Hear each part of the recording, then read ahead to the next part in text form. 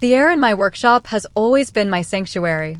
For 40 years, the scent of freshly cut oak and pine has been a kind of balm for my soul, a perfume of purpose. It's the smell of creation, of taking something raw and giving it shape, a second life.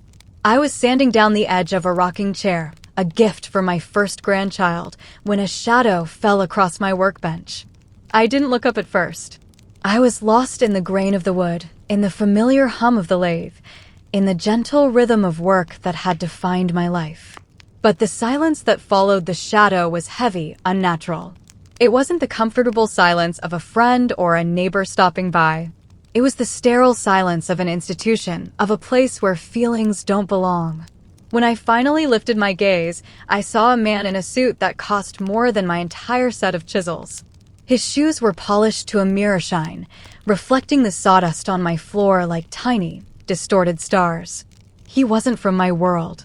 He held a thick, pristine manila file, and the way he held it, pinched between his thumb and forefinger, as if it were something unclean, told me everything I needed to know before he even spoke.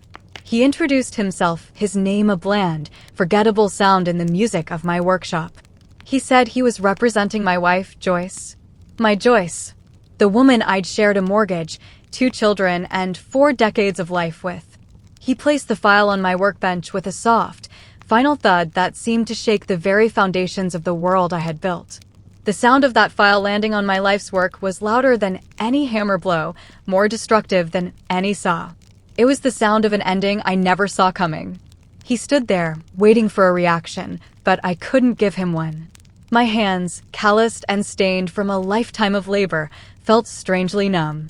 I looked from his impassive face to the file, and then to the half-finished rocking chair. Joyce had picked out the design. She'd said it was perfect, that it looked just like one her grandmother used to have. We'd talked about our future grandchild sitting in it, wrapped in a blanket she would knit. The memory, so fresh and sweet just moments before, now tasted like ash in my mouth.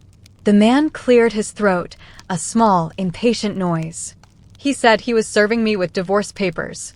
He started to list the official-sounding terms, the cold, legal language that strips all the warmth and life from a shared history.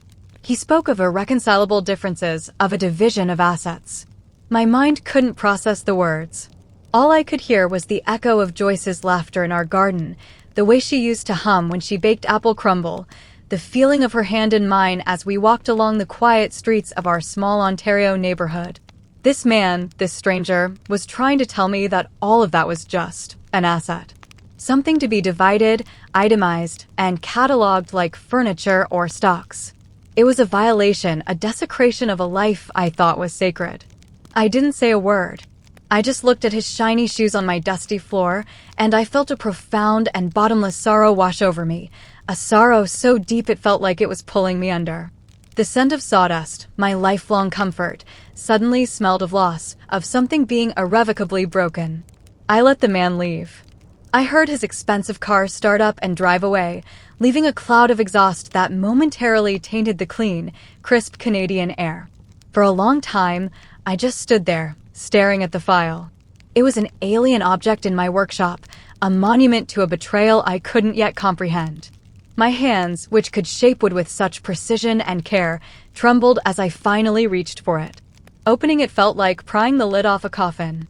Inside, the pages were filled with a language I didn't recognize, a narrative of a marriage I had never been a part of. The accusations were a litany of cruelties, each one a sharp, deliberate cut. Emotional neglect.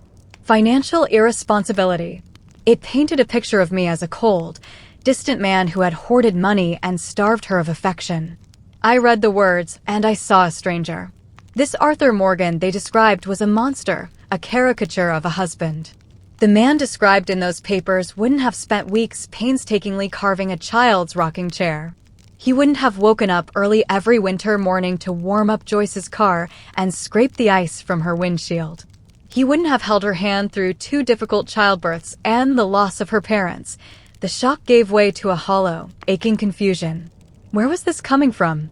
The last few years hadn't been perfect, no long marriage ever is. There had been a quietness between us, a distance I had attributed to the natural shifts of life. The children, Thomas and Emily, were grown and had their own lives. The house was quieter. I had assumed we were settling into a new, more peaceful chapter. I had noticed Joyce was going out more, with new friends from a book club I'd never heard much about. She was more careful with her phone, and there were whispers of credit card bills she tried to hide. I had told myself I was being paranoid. I had trusted her. Trust was the bedrock of our marriage, the foundation upon which everything else was built. To question her felt like questioning the very laws of physics. But now, holding this file, I saw that the ground beneath my feet had been crumbling for a long time, and I had been too blind, or perhaps too willing, to notice the cracks. The worst part, the part that truly buckled my knees, was the financial claim. She was claiming I had hidden substantial assets, a secret nest egg that she was entitled to half of. She wanted the house, a significant portion of my pension, and spousal support that would leave me with almost nothing. She wanted to dismantle my life, take the fruits of my labor, and leave me with nothing but the sawdust on the floor. That night, I went home to a house that was no longer a home. The silence in the rooms was different. It wasn't the peaceful quiet of an empty nest. It was the chilling silence of abandonment. Her clothes were gone from the closet. Her favorite mug was missing from the kitchen shelf. The indent of her head on the pillow next to mine was a faint, mocking ghost. I sat at the kitchen table, the one I had built with my own hands 35 years ago, and I looked at a life that had been methodically and silently emptied, like a thief in the night. The sorrow was no longer just a wave. It was an ocean, and I was drowning in it. The days that followed were a blur of gray. The world I knew had lost its color.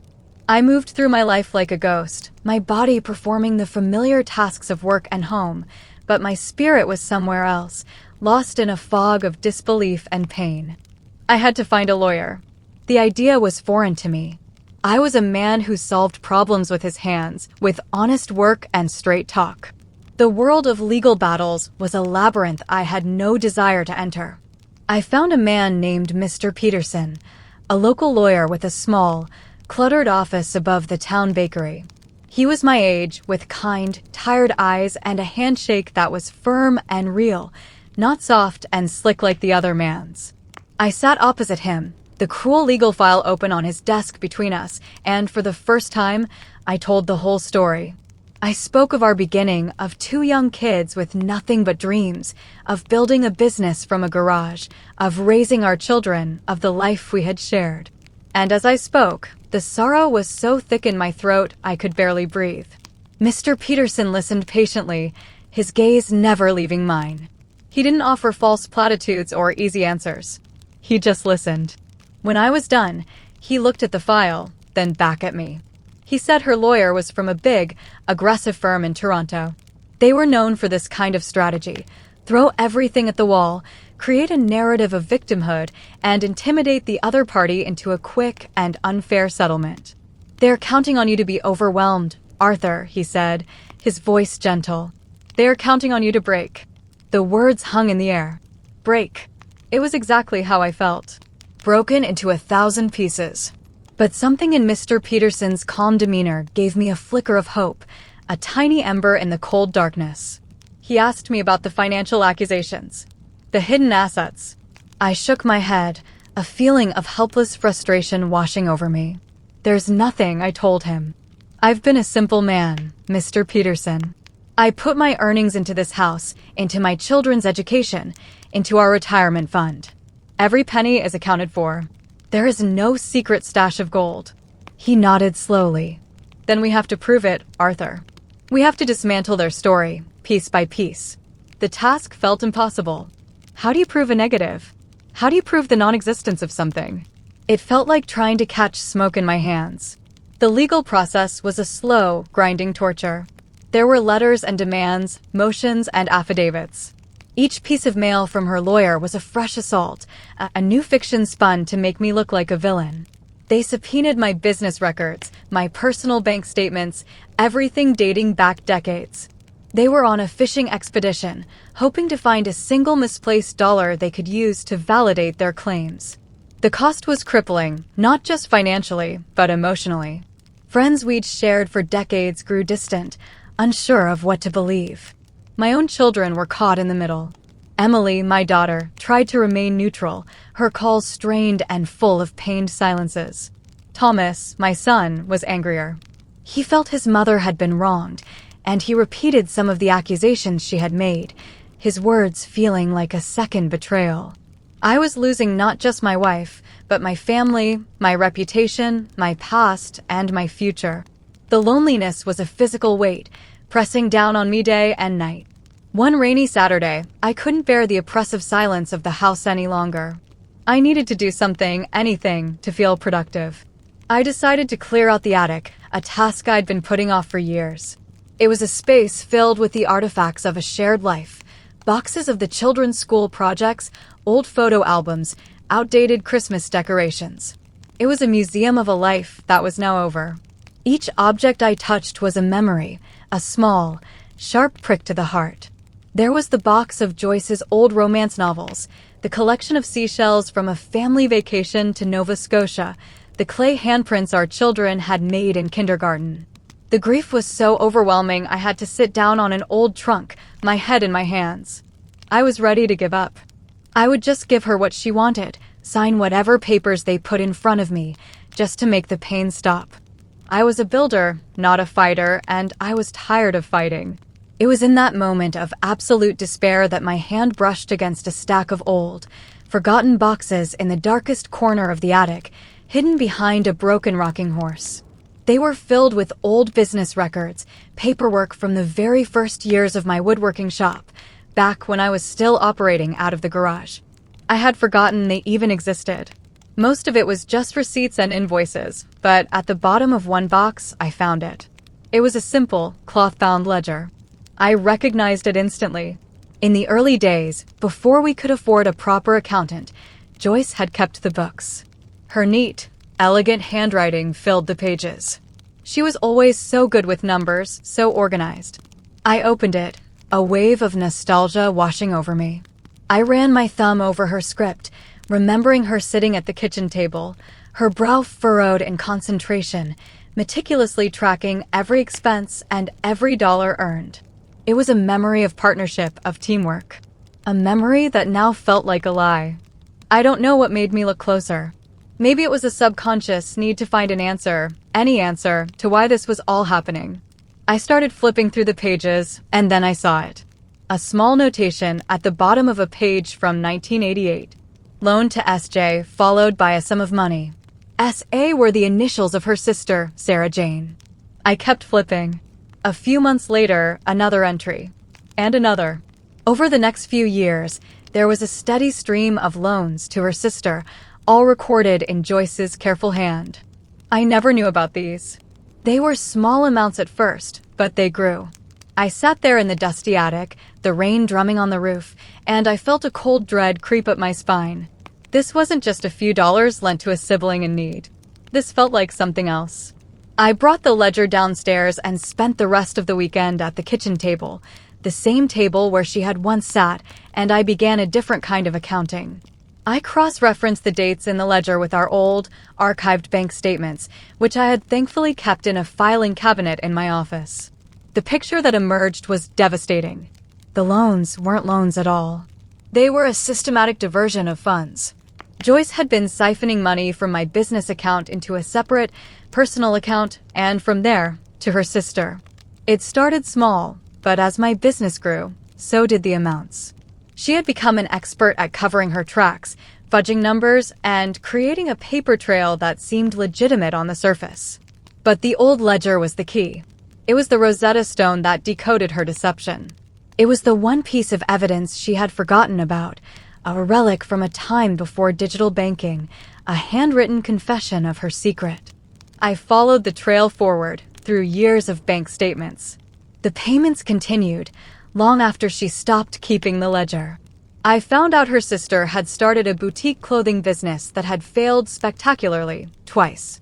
Joyce had been funding her sister's failed dreams with my hard work, with the money I thought was going towards our future, our retirement. The final, crushing blow came when I calculated the total. Over a period of nearly 30 years, the amount was staggering. It was a fortune. And it was almost the exact amount that her lawyer was now accusing me of hiding. My mind reeled. It all made a horrifying kind of sense. She wasn't just leaving me, she was creating a preemptive strike. She had lost all that money, gambled away a significant portion of our life savings on her sister's failed ambitions, and she was terrified I would find out. So, she concocted a story. She painted me as the villain, the one who was hiding money, so that when the financial accounting of our divorce was done, the missing funds would be blamed on me. Her lawsuit wasn't just about greed, it was about covering up her own decades-long betrayal. It was a desperate, cruel attempt to rewrite history and make me pay for her mistakes. The sadness I had felt was replaced by a cold, quiet anger. It was the anger of a man who had been played for a fool, whose trust had been used as a weapon against him. But beneath the anger, there was also a sliver of relief. I wasn't going crazy. The monster in those legal papers wasn't me. And now I could prove it. I didn't sleep that night. I sat at my desk, the old ledger and stacks of bank statements laid out before me like a battle map. I felt like the man I was 40 years ago, starting my business, working through the night with a singular focus. This time, however, I wasn't building something. I was carefully deconstructing a lie. I made copies of every relevant page from the ledger, every corresponding bank statement, every wire transfer to her sister's accounts. I highlighted the dates, the amounts, and Joyce's own handwritten notes. I created a timeline, a clear, undeniable narrative of the truth. It was a story told not in angry accusations, but in cold, hard numbers. A story of quiet, sustained deception. The process was methodical, precise. It felt like my woodworking. I was taking a tangled mess of deceit and sanding it down, planing away the falsehoods until only the smooth, unvarnished truth remained. By the time the sun rose, casting a pale, hopeful light across my desk, I had a stack of documents. I placed them all into a simple, unassuming brown envelope. It wasn't thick or heavy, but it contained the weight of 30 years of secrets. The next morning, I called Mr. Peterson. I told him I had found something. When I arrived at his office, the smell of fresh bread from the bakery below seemed to welcome me. I laid the documents and the old ledger on his desk. He put on his reading glasses and began to go through them, page by page. The silence in his office stretched on, broken only by the rustle of paper. I watched his face. His kind, tired eyes slowly widened.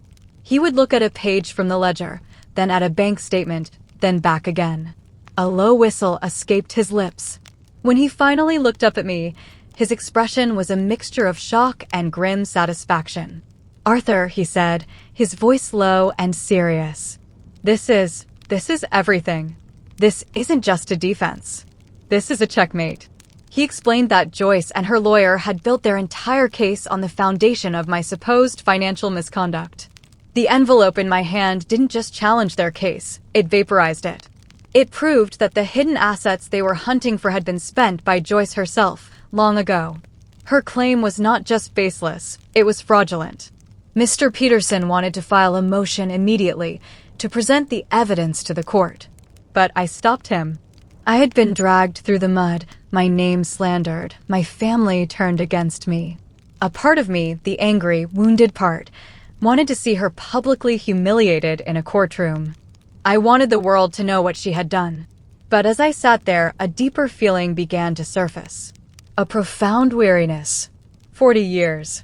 We had built a life, and even though she had tried to burn it to the ground, there were still memories, still the ghosts of love and shared laughter in the ashes. We had 2 children together. A public, vicious court battle would destroy any chance of our family ever healing. It would scar Thomas and Emily forever. I didn't want to win a war. I just wanted the truth to be heard, and for the assault on my life to stop. "No," I said, my voice quiet but firm. "No court. Not yet." I told him my plan. It was simple. It was quiet. It was, I felt, the only way to preserve what little dignity was left in this sorry affair. A few days later, I got the call I was expecting. Joyce's lawyer, the slick man from Toronto, was demanding a deposition at my workshop. He wanted to question me under oath, to try and trip me up, to find the cracks in my story before we ever got to court. Mr. Peterson advised against it, but I insisted. Let him come, I said. It's better this way. The day he was scheduled to arrive, I was in my workshop, same as before. I wasn't sanding a rocking chair this time. I was simply oiling an old handsaw, the rhythmic motion of my arm steady and calm. The scent of pine and linseed oil filled the air. I was in my element, on my ground. He arrived at the exact appointed time, just as arrogant and immaculate as before. He brought a court stenographer with him, a severe-looking woman who set up her little machine in the corner. He looked around my workshop with a barely concealed sneer, as if the honest dust of labor was personally offensive to him. He began with a series of aggressive, condescending questions about my business, my income, my investments. He was trying to portray me as a simpleton, a man who wouldn't know how to hide money even if he wanted to. I answered each question calmly, honestly, and simply. I let him build his narrative. I let him lay his traps. Mr. Peterson sat quietly beside me, observing. Finally, the lawyer leaned forward, his voice dripping with theatrical gravity. Mr. Morgan, he said, my client, your wife of 40 years, alleges that you have secreted away a substantial amount of marital assets, upwards of $500,000. Where's that money, Mr. Morgan? He sat back, a smug look on his face. This was his big moment. He expected me to stammer, to deny, to become angry and flustered. He expected a lie. I didn't say a word. Instead, I calmly reached down beside my chair and picked up the plain brown envelope. I held it in my hands for a moment. It felt solid, real. The weight of truth. I leaned forward and placed it on the workbench, in the exact same spot where he had slammed down his file of lies weeks before. I pushed it gently across the dusty surface towards him. He looked at the envelope, a flicker of confusion on his face. What's this? He asked, his tone sharp with suspicion. I met his gaze, and for the first time, I think he saw that I was not a broken man. That, I said, my voice steady and clear, is the answer to your question. I suggest you and your client review the contents of that envelope very, very carefully before you proceed with this deposition, or with any part of this case. I then turned to Mr. Peterson. I believe we are done here. And with that, we stood up and walked out of my workshop, leaving the lawyer and his stenographer staring at the brown envelope that sat, unassuming and powerful, in the middle of my workbench. The silence that followed was more profound than any legal argument. For 2 days, we heard nothing. The storm of letters and demands ceased. The phone didn't ring. It was a silence not of peace, but of consequence. I imagined the scene, the lawyer opening the envelope, his smug confidence dissolving as he looked at Joyce's own handwriting in the ledger. I imagined his phone call to her, the questions he would ask, the panic in her voice as her carefully constructed world of lies collapsed around her. There would be no plausible deniability. The evidence was her own, a ghost from her past she thought was long buried. On the 3rd day, Mr. Peterson received a call. It was her lawyer. His tone was not arrogant anymore. It was defeated. He said his client wished to discuss a settlement. They were withdrawing all claims of financial misconduct. They were withdrawing the request for punitive spousal support. They were, in effect, surrendering completely. We met not in a courtroom, but in a small, neutral conference room at Mr. Peterson's office. Joyce was there. I hadn't seen her in person since the day she left. She looked smaller, older. The defiant anger was gone, replaced by a hollow, brittle shame. She wouldn't look at me. She kept her eyes fixed on her hands, which were twisting a damp tissue in her lap. Her lawyer did all the talking, his words formal and clipped. They agreed to a fair division of our remaining, actual assets. The house would be sold, and we would split the proceeds. We would each take our own pensions. It was what the law prescribed, what was fair and just. There was no argument, no negotiation. The envelope had already said everything that needed to be said. As we signed the final papers, the stroke of my pen felt heavy. This wasn't a victory. There is no victory in the dismantling of a life. It was just an end. A sad, necessary, and truthful end.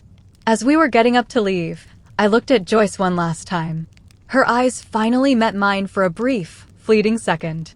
In them, I saw a universe of regret, of fear, and of a sorrow that perhaps matched my own. She had made a terrible series of choices born of pride and secrecy, and they had cost us everything. In that moment, the anger I had held onto finally dissipated, leaving only a vast, empty ache. Life is different now. The house is sold. I live in a small apartment on the other side of town, closer to my workshop. It's quiet, but it's a different kind of quiet. It's a clean slate. My workshop is my anchor, the one constant in a sea of change. The scent of sawdust is still my comfort. I finished the rocking chair, and when my daughter Emily had her baby, a little girl, I gave it to her. Thomas, my son, called me a few weeks after the settlement was finalized. He was quiet, his voice thick with emotion. He said he had spoken to his mother, that he finally understood the whole story. He apologized. It was a difficult conversation, but it was a start. The bridge to my children, which I feared was burned, could be rebuilt, plank by plank. The family isn't broken, just rearranged. Sometimes, late at night, when the world is still, I think about Joyce. I don't think of the woman in the conference room or the stranger who wrote those cruel accusations. I think of the young girl I fell in love with, the one who believed we could build a world together. I think of her smile, the one that could light up a room. I wonder where that girl went and at what point she got so lost. The betrayal is a scar that will never fully fade, but it no longer bleeds. I have learned that some things, once broken, cannot be mended. You can't glue the pieces of a life back together and pretend the cracks aren't there. But you can take the wood that's left, even the broken pieces, and build something new. Something smaller, perhaps. Something simpler. But something honest. Something that is entirely your own. I am Arthur Morgan. I am a builder. And my work is not yet finished. There is still so much left to build. The sound of a key in a lock is a simple thing. For 40 years, the sound of my key turning in the front door of my house was a sound of arrival, of homecoming. It was a full stop at the end of a long day's sentence. Now, the key to my new apartment makes a different sound. It's a thinner, more metallic click, a sound that doesn't announce a homecoming, but merely an entry into a space. The apartment is clean, modern, and utterly devoid of ghosts. The walls are a neutral beige, a color chosen by a landlord who understands that blankness offends no one. But to me, that blankness is a constant, silent scream of absence. My old furniture, the sturdy, handcrafted pieces I made over the years, looks out of place here. My heavy oak dining table is crammed into a corner designated as a dinette.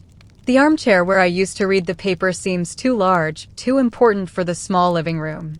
These objects, imbued with decades of life, feel like weary refugees in a foreign land, just like me. My life has become a collection of items that no longer fit the space they occupy. The first few weeks were the hardest. The silence was a physical entity, a house guest that never left.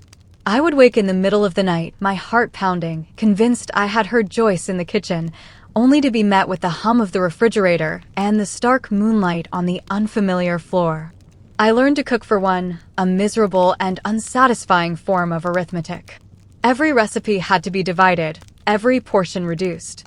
It felt like a metaphor for my life, a constant act of reduction. The workshop became more than a sanctuary. It became my reason to get out of bed. The predictable logic of wood, the honesty of a straight cut, the simple satisfaction of a tight joint. These were the things that made sense in a world that had ceased to. I buried my grief in sawdust. I sanded my anger into smooth, finished surfaces. I poured all the love and confusion and sorrow into my work, and beautiful things emerged from the wreckage. But when I would lock the workshop door at night and return to my silent apartment, the grief was always there, waiting for me on the doorstep. The call from Thomas was a turning point. It came on a Tuesday evening, a time he used to call to speak to his mother. The silence on the line after I said hello was heavy with years of unsaid things. "Dad," he started, his voice strained. "Emily told me about everything. The ledger." I waited. I didn't want to make it easy for him, but I didn't want to make it impossible either. "I'm sorry," he finally managed to say, the words catching in his throat. "I believed. I just assumed. I'm so sorry I wasn't there for you.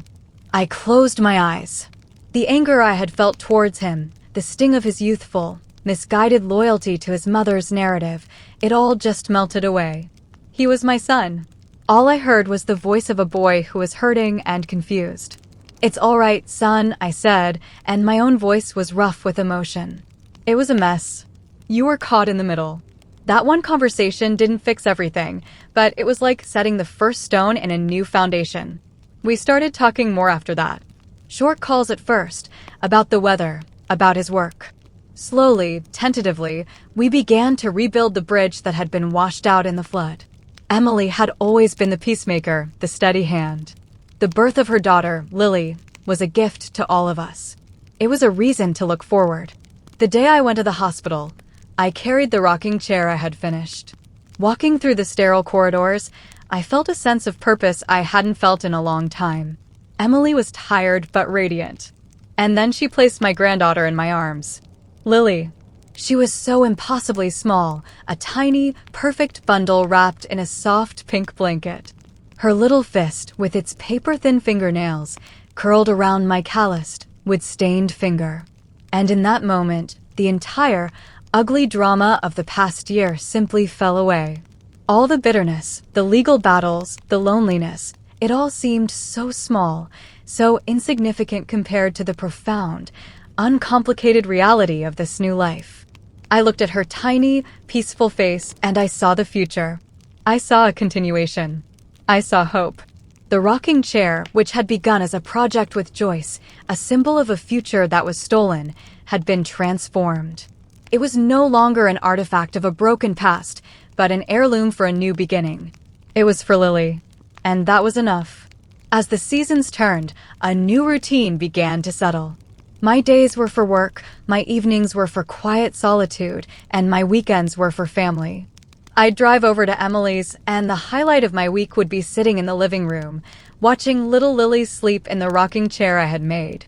Sometimes she would wake, and Emily would place her in my arms, and I would talk to her in a low voice, telling her about the different kinds of wood, about the way a dovetail joint works, about the grandfather she had who could build anything. It was a one-sided conversation, but I felt she understood. Thomas started visiting too. He'd come over with a pizza, and we'd sit at my oversized dining table and watch a hockey game, the easy camaraderie slowly returning. He started asking me about the workshop, about my projects. One Saturday, he came with me, and I showed him how to use the lathe. His hands were clumsy at first, but he had a good eye. I saw a flicker of myself in him, the same quiet patience. We didn't talk about his mother. It was an unspoken agreement. Her name was a fragile thing, and none of us were ready to handle it just yet. Life had found a new, quieter rhythm. The sharp edges of my grief had been worn down, smoothed over by time and the simple joy of being a grandfather. I thought the worst was behind me, but life has a way of teaching you that there are always new mountains to climb. It started with a spell of dizziness in the workshop. I was guiding a piece of cherry wood through the table saw, a task that required absolute focus, when the room suddenly tilted. The high-pitched whine of the blade seemed to warp and bend. I gripped the edge of the table, my knuckles white, until the world righted itself. I dismissed it as fatigue, a sign I needed to slow down. I was 66 years old, after all.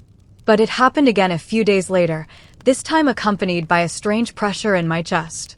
This time, fear, cold and sharp, cut through my denial. It was the fear of being alone, of something happening to me here in my workshop with no one to know. It was the first time I felt truly vulnerable, not emotionally, but physically. My body, the one reliable tool I had possessed my entire life, was starting to fail me. I made an appointment with my doctor. The visit was a blur of cold stethoscopes, sterile questions, and the unsettling feeling of being a problem to be solved. He scheduled a series of tests. The waiting was a unique form of torture. For a man who had spent his life in control, building and shaping his world, the lack of control over my own body was terrifying. I didn't tell the children at first. I didn't want to worry them. But the secret was a heavy stone in my gut. One evening, Emily called, and she must have heard the strain in my voice. "Dad, what's wrong? You sound far away." I tried to brush it off, but she was persistent, her voice full of the gentle but firm concern she had inherited from me. And so I told her. The dam broke, and all the fear and uncertainty I had been holding back came pouring out.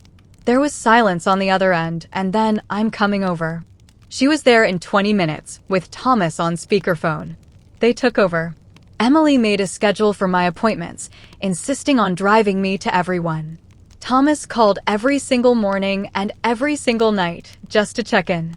I had spent my life being the strong one, the provider, the fixer. To be on the receiving end of such care was humbling and deeply, profoundly moving. They were no longer just my children. They were my pillars. The divorce had almost cost me my family, but this new crisis was cementing it in a way I could never have imagined. The diagnosis came on a gray, drizzly afternoon. It wasn't the worst-case scenario, but it was serious. A heart condition that would require medication, a change in diet, and a significant reduction in physical exertion. The doctor's words were kind but firm. "You have to slow down, Arthur. Your body is telling you something, and you need to listen. Slow down." The words echoed in my mind. My work, my hands, my physical strength, they weren't just my livelihood. They were my identity. The idea of slowing down felt like a small death. I came home to my quiet apartment and felt a wave of despair wash over me, a loneliness deeper than any I had felt before. This was a battle I had to fight inside my own body, a place where no one else could follow. That evening, as I was sitting in my armchair, staring at the rain-streaked window, there was a knock on the door. It was Thomas. He was holding a grocery bag. "Emily sent me," he said, walking in. "She said you're not allowed to eat pizza for a while." He started unpacking the bag, filling my fridge with vegetables, lean chicken, and whole grains. He didn't say much, but he stayed. He stayed and helped me cook a healthy, bland meal. We ate together in silence at my big oak table. And I wasn't alone. A few weeks later, Emily mentioned her. It was the first time Joyce's name had been spoken between us in almost a year. She was hesitant, picking at a loose thread on her sleeve. "I saw Mom last week," she said quietly. I kept my expression neutral, focusing on a small wooden bird I was carving for Lily. "She's not doing well, Dad." I didn't ask, but Emily continued. The boutique business Aunt Sarah Jane had, it failed again, for good this time. They lost everything. Mom had to sell her car. She's living with Sarah Jane in a tiny rented apartment above a shop. I stopped carving. I looked down at the half-finished bird in my hands. I felt a complex and unwelcome cocktail of emotions. There was no victory, no, I told you so. There was no satisfaction in her downfall. There was only a profound and weary sadness. The image of Joyce, who had always cared so much for appearances, for having the right things, now living in a small room above a shop, it was a tragedy. She had gambled away our shared future, and now her own was in ruins.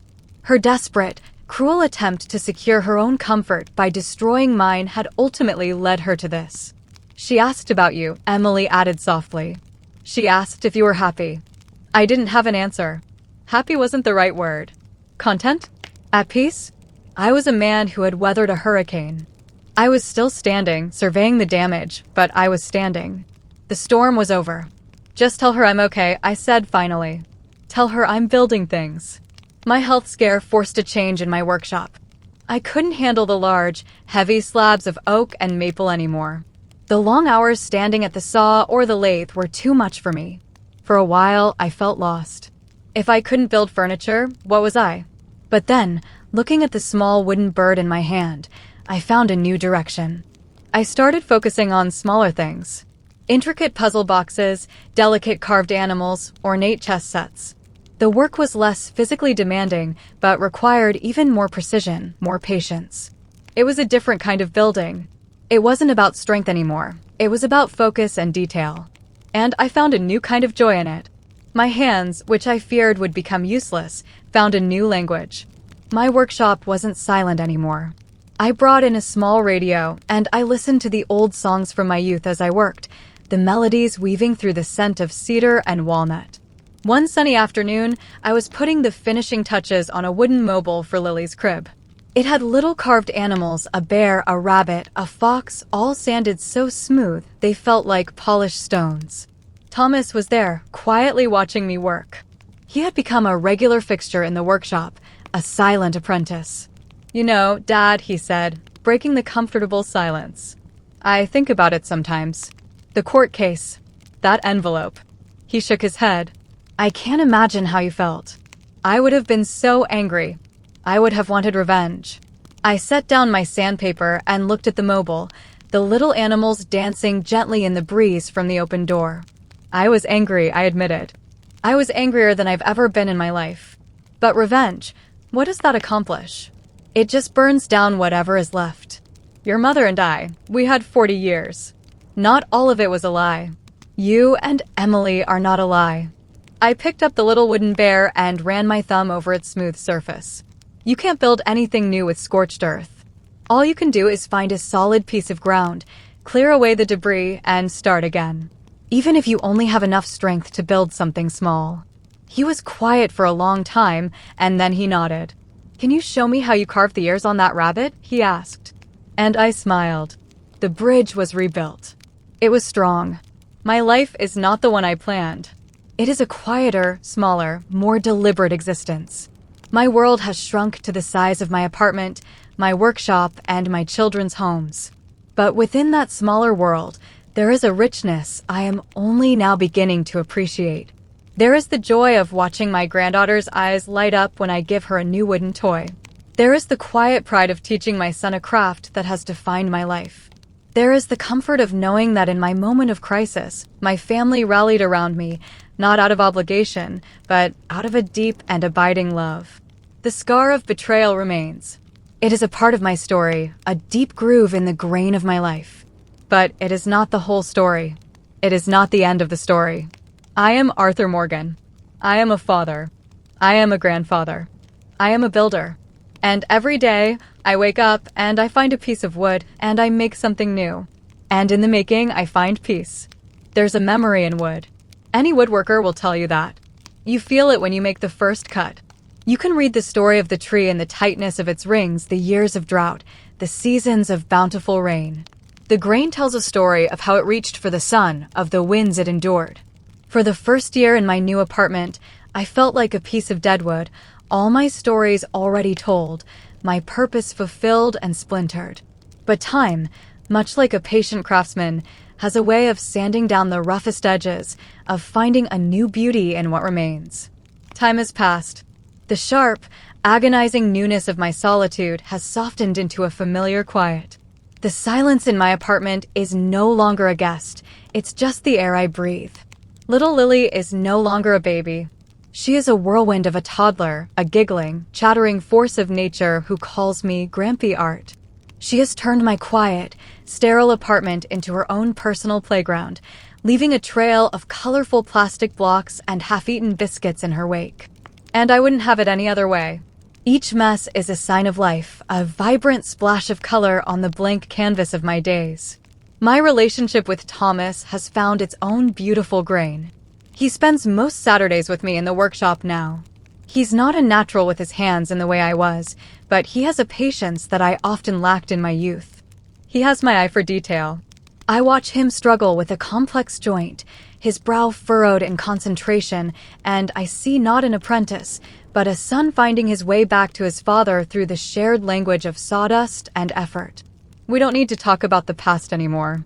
The past is present in the sturdiness of the workbench we lean against, a bench I built when he was just a boy.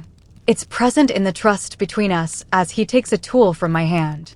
We are building something new, not just out of wood, but out of the fractured pieces of our family. We are building a new history, one Saturday at a time. My health is a quiet companion now. The medications are part of my morning routine, as normal as my first cup of tea. The dietary changes have become habit.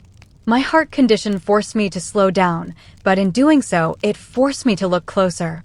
I see the world differently. I notice the intricate patterns of frost on my window in winter, the way the evening sun illuminates the dust motes dancing in the air of my workshop. My life is no longer a race to finish a project, but a slow, deliberate walk. And I have found there is a different kind of strength in walking slowly, a strength that comes not from pushing forward, but from simply being present. I thought I had put Joyce and the life we shared into a locked box in the attic of my mind. I had dealt with the anger, processed the betrayal, and moved on. I believed I was free of her. But the past is never truly gone. It's a shadow that walks behind you, and sometimes, when the sun is at a certain angle, you turn and find it standing right in front of you. It happened on a crisp autumn afternoon. The leaves in the park were a riot of red and gold, and the air was so clean it felt like a tonic. I was pushing Lily on a swing, her delighted shrieks a perfect melody against the rustle of the leaves. It was one of those simple, perfect moments of pure contentment. And then I saw her. She was sitting on a bench by the duck pond, a solitary figure wrapped in a coat that seemed a size too big. She was throwing small pieces of a bread roll to the ducks, the movements of her hands slow and methodical. It took my heart a full 10 seconds to catch up with what my eyes were seeing. It was Joyce. Time had not been kind. The vibrant, confident woman who had walked out of my life was gone. This woman was stooped, her shoulders curved inward as if carrying a great weight. Her hair, which she had always meticulously colored, was now mostly gray, the thinness of it revealing her scalp in the harsh afternoon light.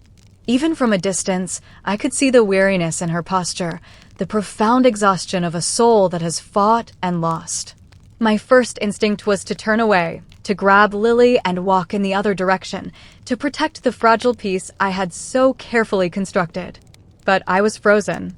Pushing Lily on the swing, my arms moving back and forth, I watched her. She was a stranger. A sad, lonely stranger feeding ducks in a park. The anger I expected to feel, the bitter satisfaction, it never came. In its place was a hollow, aching pity. A sorrow for the girl I once loved, for the woman she had become, and for the 40 years that lay like a wasteland between us. She must have felt my gaze, because she looked up. Her eyes scanned the playground, and for a moment, they passed over me without recognition. Then, they came back. I saw the flicker, the slight widening of her eyes, the way her hand froze midair, a piece of bread held between her fingers. The chasm between us was only 50 yards of grass, but it felt as wide as an ocean. I stopped pushing the swing. Lily, sensing the change, looked up at me with a questioning glance. I gave her a small, reassuring smile, but my heart was a hammer in my chest. Joyce stood up slowly, hesitantly. For a moment, I thought she would walk away, but she didn't. She began to walk towards me, her steps uncertain on the uneven ground. Each step she took felt like a drumbeat, counting down to a moment I was not prepared for. She stopped a few feet away, a safe distance. "Arthur," she said. Her voice was thin, reedy, a pale imitation of the voice that had been the soundtrack to most of my life. "Hello, Joyce," I replied. My own voice felt thick, foreign in my mouth. We stood there in a silence that was deafening, filled with the ghosts of shared Christmases, heated arguments, quiet mornings, and a brutal legal battle. Lily, in the way of children, broke the spell. "Grampy, push," she demanded, kicking her little legs. Joyce's eyes shifted to Lily, and a softness I hadn't seen in years came over her face. It was a ghost of her old smile, a fleeting memory of warmth. "She's beautiful, Arthur," she whispered. "She looks like Emily did." "Yes," I said. "She does. The weather. The children." These were the safe harbors for two people lost in a sea of history. We talked for a few minutes, our words careful, polite, circling the vast, untalkable crater in the middle of our lives. She asked about my health. Emily had told her. I told her I was managing. She told me she was living with Sarah Jane. She didn't offer any details, and I didn't ask. I could see the story in the worn cuffs of her coat and the tired lines around her eyes. The conversation faltered, the safe topics exhausted. The silence returned, this time heavier than before. She started and then stopped. She looked down at her hands, then back up at me. Her eyes were swimming with unshed tears. "I want you to know, Arthur, I never wanted this. For you. For us. I made a mess of everything. A terrible, terrible mess. It wasn't an apology, not really. It was a confession, a statement of fact. And in that moment, looking at the broken woman before me, I finally understood.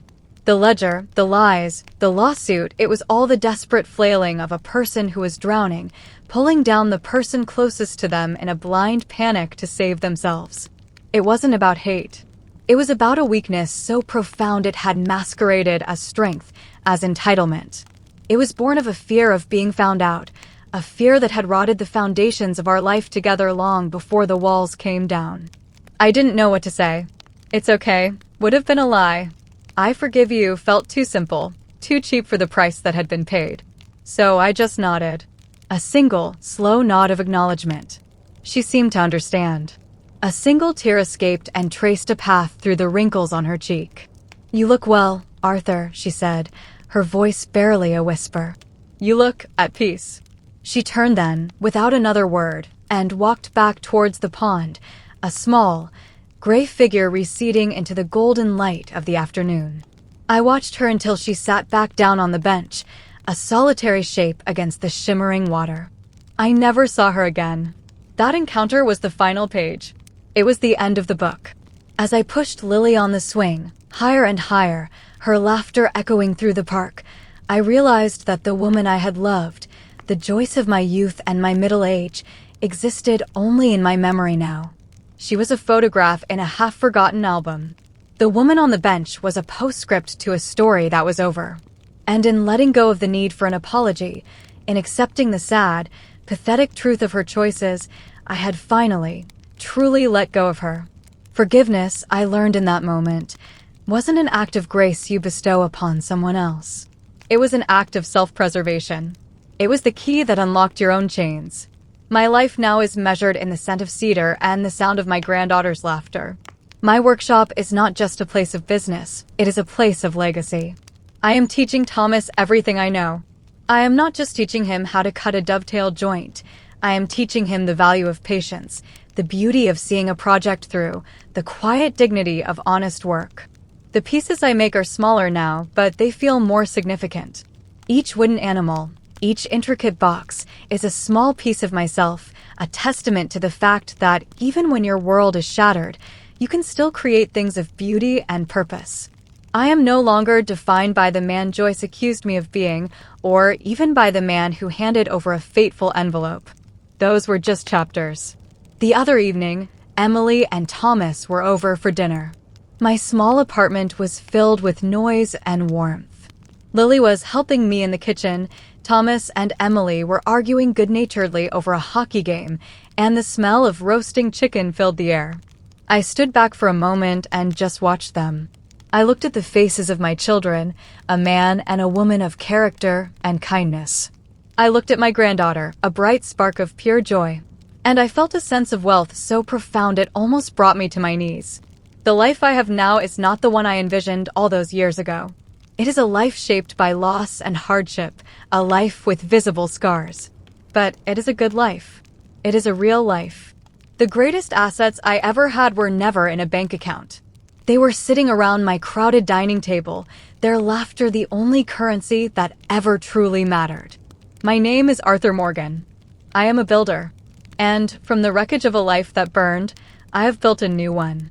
It is not grand or impressive. It is small and it is quiet, but it is strong. It is built on a foundation of truth. And it is, at long last, completely my own.